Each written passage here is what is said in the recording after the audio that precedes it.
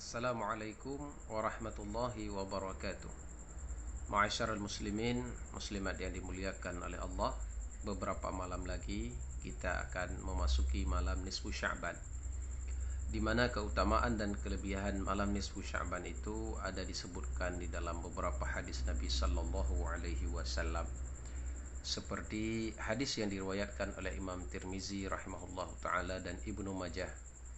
Inna Allah tabaraka wa ta'ala yanzilu lailatan nisfi min Sya'ban ila sama'id dunya fayaghfiru li aktsara min adadi sya'ri ghanami kalb. Sesungguhnya Allah subhanahu wa ta'ala itu menurunkan rahmatnya pada malam nisfu Sya'ban kepada langit dunia, maka Allah mengampuni umat Nabi Muhammad lebih banyak daripada jumlah bulu daripada hewan kambing daripada suku Kalab. Jadi suku Kalab ini pada masanya merupakan salah satu suku terbesar di Jazirah Arabiyah, dan mereka itu mempunyai hewan peliharaan yang berupa kambing dan domba. Artinya dalam hadis ini menunjukkan bahwa sesungguhnya pengampunan yang Allah berikan kepada umat Nabi Muhammad sallallahu alaihi wasallam pada malam nisfu Sya'ban itu luar biasa banyaknya. Lebih banyak daripada jumlah bulu kambing yang dimiliki oleh suku Kalab. Kemudian kita bisa melihat daripada hadis yang disampaikan oleh Imam At-Tabrani dan Ibnu Hibban radhiyallahu anhuma, bahwa sesungguhnya Nabi sallallahu alaihi wasallam bersabda, "Yattali'ullahu 'azza wa jalla ila khalqihi fi lailatin nisfi min asy-Sya'ban fayaghfiru li jami'i khalqihi illa li musyrik aw musyahin." Allah subhanahu wa ta'ala melihat dengan rahmat kepada hambanya pada malam nisfu Sya'ban, maka Allah mengampuni seluruh hambanya kecuali dua orang yang dikecualikan daripada pengampunan. Itu adalah orang musyrik dan orang yang musyahin. Orang musyrik orang yang menduakan Allah subhanahu wa ta'ala, adapun orang yang musyahin bermakna fi qalbihi syuhana, artinya seseorang yang di dalam hatinya itu suka kepada permusuhan dan memunculkan permusuhan di antara kaum muslimin. Kemudian ada beberapa orang lagi yang tidak mendapatkan pengampunan di dalam malam nisfu Sya'ban yang terdapat di dalam hadis-hadis yang lainnya. Di antaranya adalah al-qatil, pembunuh, orang yang membunuh orang muslim tanpa ada hak, yaitu tidak ada pembenaran di dalamnya. Wal qati'ar raham, yaitu orang-orang yang memutus tali silaturahmi. Wa mudminul khamra, orang yang memakan, meminum dan menghisap sesuatu yang memabukkan yang bisa menghilangkan akal sehat. Kemudian kelebihan daripada malam nisfu Sya'ban sebagaimana terdapat di dalam hadis Nabi sallallahu alaihi wasallam. Qala Syafi'i, telah berkatalah Imam Syafi'i, wa balaghana annahu kana yuqal inna du'a yustajabu fi khamsi layal. Telah sampai kepada kami hadis bahwa sesungguhnya doa itu dimustajabahkan pada 5 malam. Yang pertama sekali fi lailatul jum'ah, pada malam Jum'ah, wa lailatul adha, pada malam Aidul Adha, wa lailatul fitri, pada malam hari raya Aidil Fitri, wa awwali lailatin min Rajab, dan malam pertama daripada bulan Rajab, wa lailatin nisfi min Sya'ban, dan malam nisfu Sya'ban. Makanya kita sangat dianjurkan untuk memperbanyak berdoa pada malam nisfu Sya'ban tersebut. Bahkan di dalam hadis yang lain ada disebutkan bahwa sesungguhnya Allah subhanahu wa ta'ala berfirman pada malam nisfu Sya'ban, "Ala min mustaghfirin sa'ghfirullah." Adakah pada malam ini orang-orang yang akan meminta pengampunan kepadaku, maka aku akan mengampuninya. Ala min mustarhimin fa'arhamulah, dan adakah orang-orang yang meminta rahmat kepadaku, maka aku pun akan memberi rahmat kepadanya.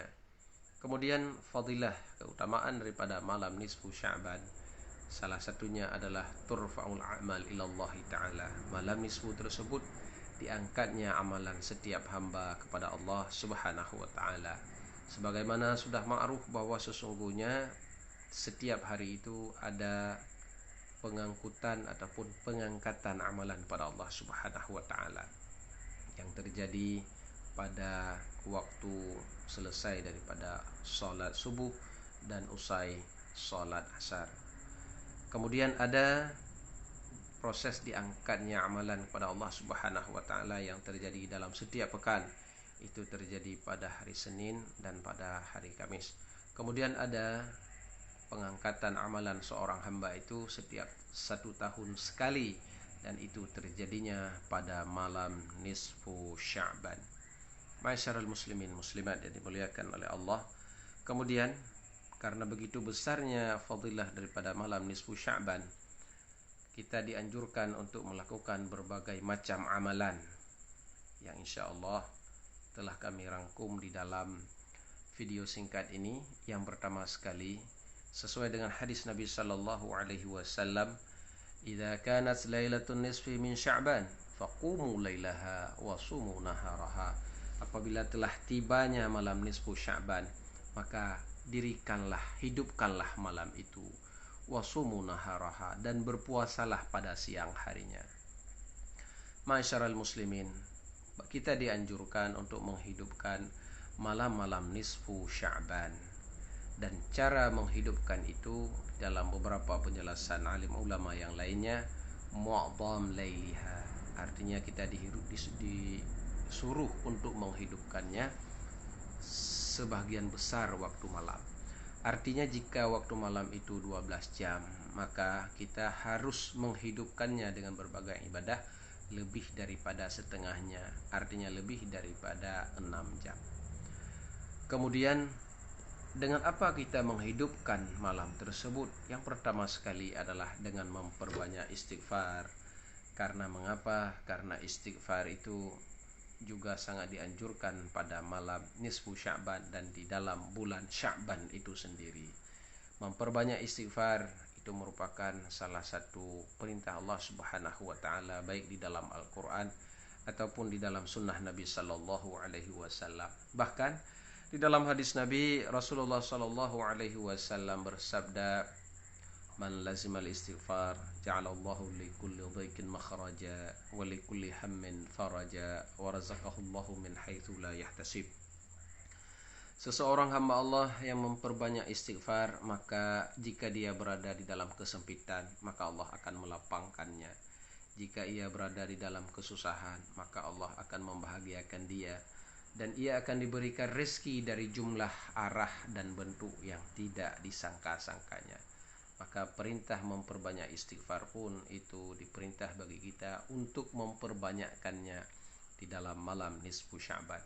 Jika pada hari-hari biasa sesuai dengan tuntutan Nabi sallallahu alaihi wasallam dan tuntunannya, agar kita memperbanyak istighfar itu jangan kurang daripada 70 kali. Bahkan di dalam hadis yang lain, Nabi juga beristighfar kepada Allah setiap hari itu 100 kali. Dalam salah satu hadis Nabi bersabda bahwa sesungguhnya seseorang yang membacakan istighfar astaghfirullah setiap hari 70 kali, maka Allah akan mengampuni dosanya sebanyak 100 macam dosa. Apalagi kita beristighfar mengikuti hadis yang kedua, yaitu Nabi sallallahu alaihi wasallam memperbanyak istighfar sampai 100 kali dalam sehari semalam.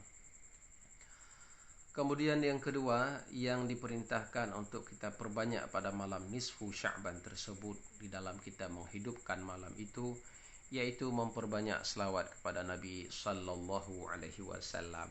Beberapa ulama menyatakan bahwa sesungguhnya kenapa malam nisfu Sya'ban diperintahkan untuk memperbanyak selawat? Karena perintah kepada orang mukmin agar memperbanyak selawat kepada Nabi itu diturunkan oleh Allah dalam satu ayat pada bulan Sya'ban. Ayat yang dimaksud adalah Bismillahirrahmanirrahim. Innallaha wa malaikatahu yusalluna 'alan nabi ya ayyuhalladzina amanu sallu 'alaihi wa sallimu taslima. Sesungguhnya Allah dan malaikat berselawat kepada Nabi, maka mari wahai kaum mukminin perbanyaklah selawat dan salam kepada Nabi sallallahu alaihi wasallam. Is Abdus Salam Sultanul Aulia, beliau berkata bahwa sesungguhnya selawat seorang umat kepada nabinya sallallahu alaihi wasallam itu bukanlah sebagai bentuk memberikan syafaat pertolongan kepada Nabi, sebagaimana apa yang dituduhkan oleh orientalis. Mereka berkata bahwa makna selawat, Allahumma shalli wa sallim ala Sayyidina Muhammad, ya Allah sampaikan rahmat dan sejahtera kepada Nabi. Orientalis berkata ini menunjukkan bahwa sesungguhnya Nabi Muhammad, Nabi umat Islam itu sendiri berada di dalam kesusahan sesudah ia meninggal. Apalagi umatnya tentu lebih menderita. Jadi bagaimana umat Islam itu mengharapkan masuk surga, sedangkan nabinya sendiri harus dibantu melalui doa kepadanya. Ini tuduhan daripada orientalis, pakar-pakar barat yang mencoba mengkaji Islam untuk menjauhkan umat Islam daripada ajarannya yang benar. Maka kata Is Abdus Salam Sultanul Aulia itu bahwasanya selawat seorang mukmin kepada Nabi sallallahu alaihi wasallam itu bukanlah syafaat, memberikan syafaat bantuan kepada Nabi, tetapi itu adalah ta'ziman wa takriman li ihsanihi. Kita mengagungkan Nabi sallallahu alaihi wasallam. Kita memuliakan beliau. Kemudian mukafaatan li ihsanihi. Kita menghargai kebaikan Nabi sallallahu alaihi wasallam kepada umatnya, kepada kita semua. Nabi itu sangat berguna untuk umat saat beliau hidup. Beliau membawa syariat Allah Subhanahu wa taala. Beliau pun sangat berguna bagi umat ini ketika Nabi itu sudah wafat. Bukankah ada di sana hadis Nabi sallallahu alaihi wasallam di mana Rasul bersabda bahwa sesungguhnya setiap selawat ataupun amalan yang dikerjakan oleh seorang umat Nabi itu akan ditampilkan kepada Nabi sallallahu alaihi wasallam. Ketika Rasulullah melihat bahwa amalan itu baik, fahamidallah, maka beliau memuji Allah Subhanahu wa taala. Lalu ketika Rasul melihat amalan keburukan yang dilakukan umatnya, maka beliau beristighfar kepada umatnya, meminta kepada Allah Subhanahu wa taala agar Allah mengampuni umat beliau tersebut. Maka ini menunjukkan bahwa sesungguhnya selawat dan salam yang kita ucapkan kepada baginda Rasulullah sallallahu alaihi wasallam adalah penghormatan, pengagungan, juga kafaah, penghargaan kepada Nabi sallallahu alaihi wasallam.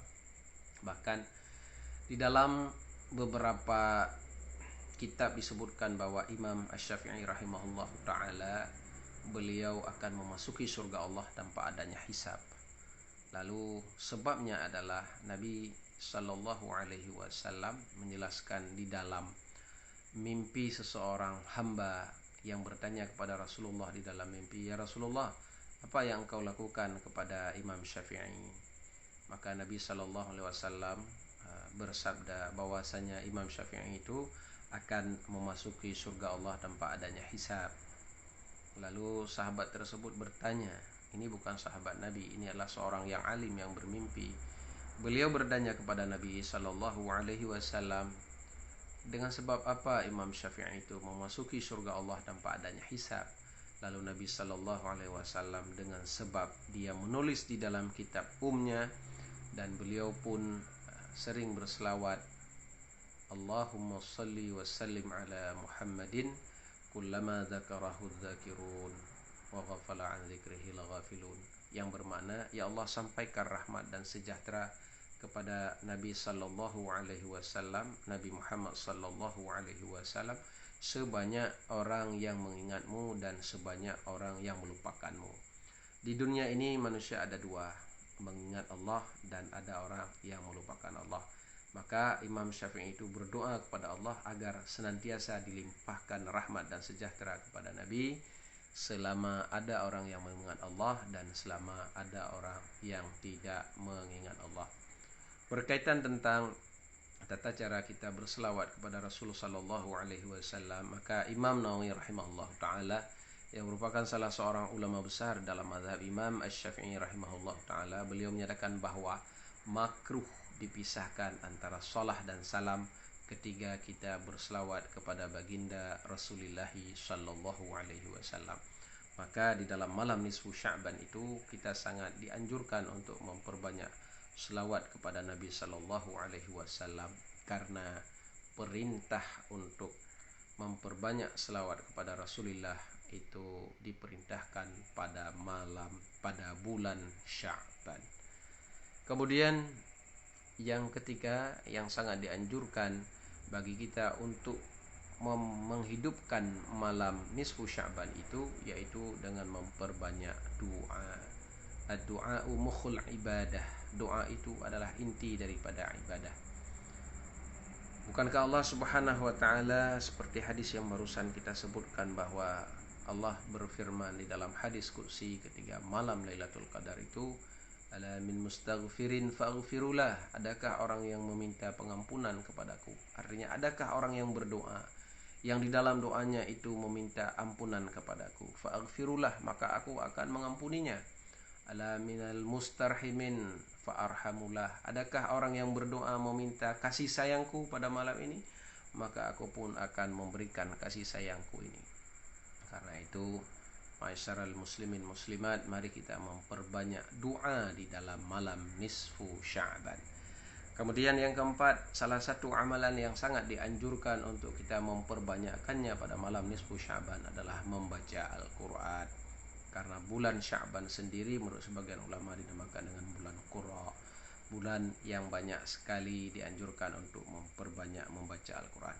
Beberapa sahabat Nabi Sallallahu Alaihi Wasallam ketika datangnya bulan Sya'ban, mereka itu bersegera memperbanyak membaca Al-Quran, dan kebiasaan itu diteruskan sampai selesainya bulan Ramadan.